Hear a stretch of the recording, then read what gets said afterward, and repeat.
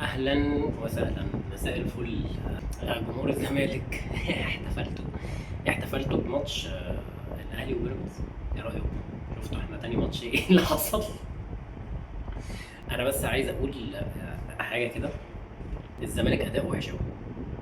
الزمالك من الماتشات اللي فاتت اصلا ملهوش اي شكل هجومي واضح تماما. قاعدين معتمدين على طبعا اخوان بزيرة وشيكوبانزا، اتنين عاليين قوي. بس هو عقلية الفريق في الزمالك راضية قوي بعقلية المدرب، اللي هي بتتكلم في ايه؟ اللي هي بتقول 1-0 كفاية. طلع اخد مثل غريب كده وقال لك باريس سان جيرمان بيكسب ماتشات كتير في الدوري الفرنسي 1-0، فانا عامل زي باريس سان جيرمان. انت مش عامل زي باريس سان جيرمان ولا عامل زي اي حد خالص. ده شغل اسمنت اسيوط. مش عارف والله، يمكن اسمنت اسيوط لما بيجيب جون بيبقى عايز يجيب التاني. الفرقه مساعداك قوي على الفكر ده. محمود حمدي الونش. بص يا ونش، انا من اخر فيديو كنت عامله على تحليل، جيت اتكلمت معاك وقلت الونش مش عشان انت جبت جون في نفسك، بس والله انت مستواك وحش قوي من اول الدوري وانت مستواك واقع. انا مش عارف ليه لما بقول كده الناس بتقعد تقول لي ليه انت شايف فيه ايه وحش؟ يا جماعه حاجات كتير. فهاجي بقى من هنا على نقطه كده. انا دلوقتي عندي اتنين اجانب، صلاح مصدق واحمد الجفالي. جينا قعدنا نقول ان احنا عايزين نمشي لاعب اجنبي علشان خاطر نعرف نجيب اخوان بزيرة اللي هو الوينج اليمين. وفضلنا قاعدين عايزين نطلع احمد الجفالي، وطلعنا احمد الجفالي خلينا صلاح مصدق. فجبنا عبد الحميد معالي، فاتفاجئ ان عبد الحميد معالي اللي جه علشان يعوض حته الجفالي ان هو يبقى موجود مع اخوان بزيرة كوينج يمين. فلقينا ان المدرب بيقول عدم اقتناع ولسه صغير وي وي وي. طب امال انت جبته ليه؟ طب انت مشيت احمد الجفالي ليه؟ طب لو صلاح مصدق ملوش مكان في الفرقه ومش هيلعب.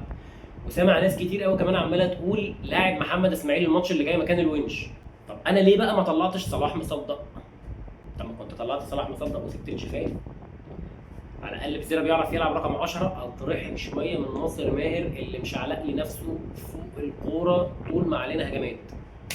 يا استاذ ناصر، والله الكوره لما تبقى هجمه علينا ما بتبقاش غير عايزين واحد بس هو اللي متعلق فوق الكوره، اللي هو بيبقى عدي الدباغ.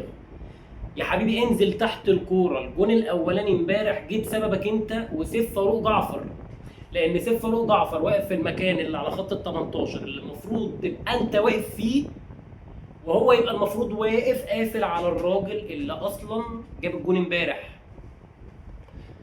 فيا ابني ما تشعلقش نفسك فوق الكوره. ناصر يا ماهر، الماتش اللي فات وادي دجله ضيعت كوره ما تضيعش 6 ياردة، لو اديتها لبنتايج جون، لو حطيتها بشمالك جون. الماتش اللي قبله كوره بصيتها لبزيرة جون، اتأننت ولعبتها سكرو كده طلعت ما جاتش لانها اصلا مش مضمونه. اللي كان مضمون اكتر بقى ناصر ان انت تلعب الكوره دي لبزيرة، بزيرة جابها جون. ما هو احنا خلصنا من موضوع الدرجن ده يا ناصر. انا مش عايز زيزو تاني في الفرقه. هتلعب يا ابني لمصلحه الفرقه حلو، هتقعد تاخد الكوره كانت صاحب الكوره وانا اللي عايز يعمل اسيست. يا جيب جون، ده انت حتى مش عايز تعمل اسيست، انا اللي عايز اجيب الجون. انا مش عارف. طب وبعدين؟ وانا شايف ان احمد حمدي رجع. احمد حمدي يبتدي ياخد بعد اذنك عبد الحميد معالي لو سمحت نشوفه يا عم. لا طب ممكن يلعب. ده انت لعبته مرتين، مره لعب وينج يمين كان حلو جدا، مره لعب وينج شمال. هو ما بيلعبش وينج شمال، انت منزلوا لي وينج شمال. هو اي تبديل وخلاص. انا هنزل هلعبه بقى وينج شمال. يا ابني انت بتهرج وبعد كده تستبعده. الحاجه الثانيه بقى فكره تحضير الدكتوراه للخروج بهجمه. ده مجهود نعمله في تحضير ان احنا بنحضر دكتوراه. يا جماعه طب ما وادي دجله بيطلع عادي بالكوره مفيش حاجه يعني. في ايه؟ احنا بالنا بنطلع وخطر بقى الكوره خطر بقى على منطقه ال 18، خطر على خط الجون وبنعمل حاجات غريبه. وده مش عارف ينزل وده يعمل وده ايه يا اخي. الجون الاولاني بدايته خروج بالكوره، محمد صبحي عايز يشعلقها عند بنتايج اللي ممسوك، فالكوره اتقطعت واتاخدت واتردت هجمه جون. ده عشان نطلع بالكوره يجي فينا جون. تمام. الجون التاني عايزين نحضر بالكوره من اول محمد صبحي، ففتوح بيه بيلف وشه ويروح يبص هناك على جنة وما بصش ولعب الكوره، والكوره راحت لوادي دجله وجت جون. مش عارف بصراحه. الحاجه التانيه عدي الدباغ.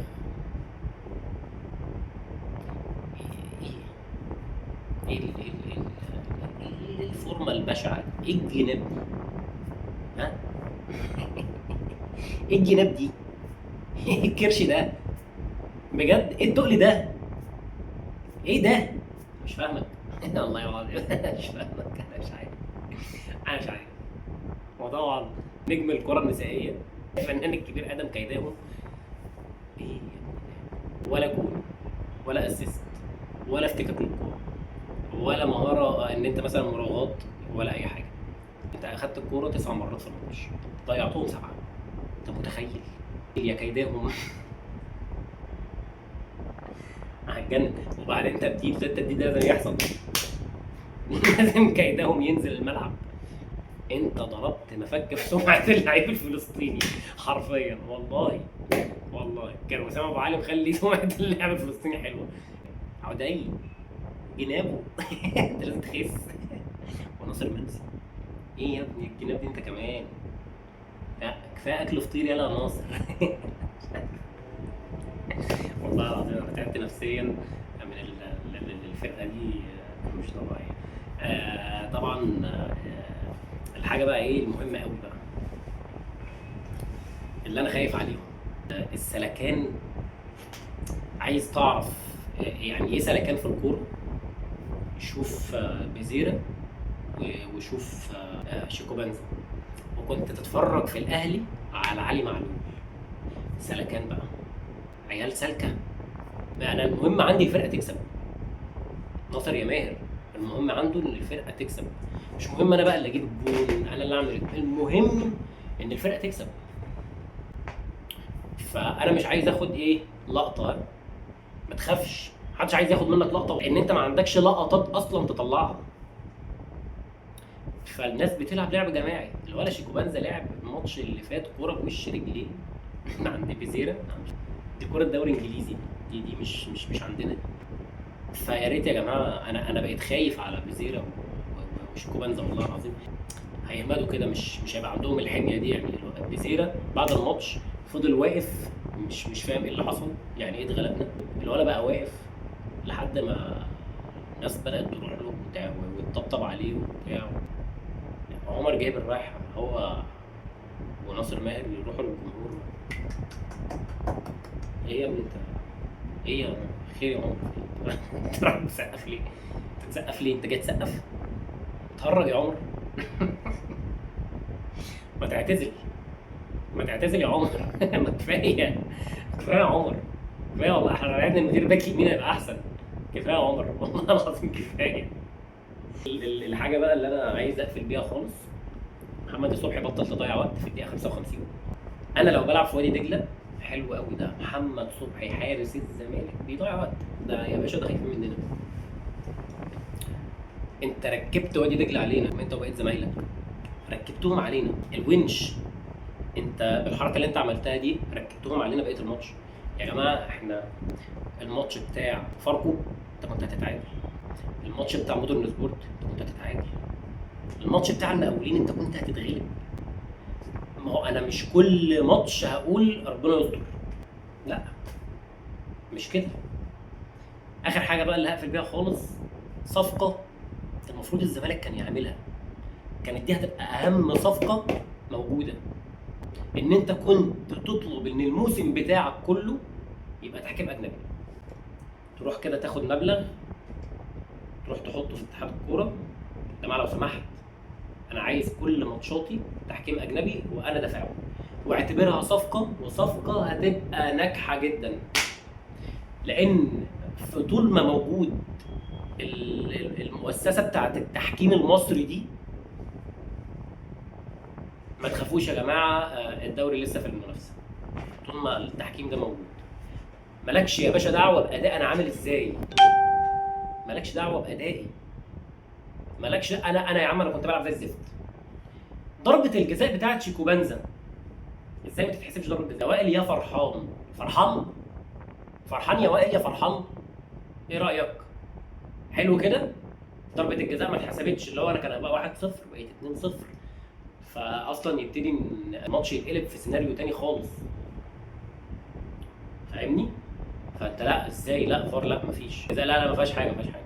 واللي اكتر بقى لعيبه الزمالك اللي ما بتتكلمش مع الحكم في اي حاجه خالص دي. الماتش اللي فات قلت لي اصل القانون وشيكو بانزا كان قريب من الخط فما فيش فرصه فما اتحسبتش. ممكن اعرف دي ما اتحسبتش ليه؟ مفيش حد يعني طلع برر ليه ما اتحسبتش ضربه الجزاء، لان مفيش اصلا تبرير. هتبرر ايه؟ هتقول ايه؟ وانا جايب حكم فار علشان يغلط؟ ده الاعاده قدامك، ما ايه ما بتشوفش؟ لا تحكيم يا جماعه، احنا نكمل فعلا الماتشات بتاعتنا كلها تحكيم اجنبي. ده انا شايف ان دي صفقه مهمه جدا الزمالك كان المفروض يعملها من اول الدوري، نفس السيناريو بتاع الدوري اللي فات برضه. فرق تقع ونيجي بعدها الماتش اللي بعديه تلاقي لينا حاجات عماله ما بتتحسبش. ما تجيش تحسب لي حاجات ما تتحسبش وتيجي في الحاجات اللي المفروض تتحسب ما تحسبهاش. ايه المنطق ده؟ انا زهقت والله وتعبت وريقي نشف، نشفت ورقنا والله. الحمد لله. ان شاء الله الفيديو الجاي هنتكلم فيه عن كام لقطه كده في الماتش. قرفان مش عايز اتفرج على الماتش تاني بصراحه. ان شاء الله الفيديو يعجبكم، استنوني بقى في الفيديو بتاع التحليل.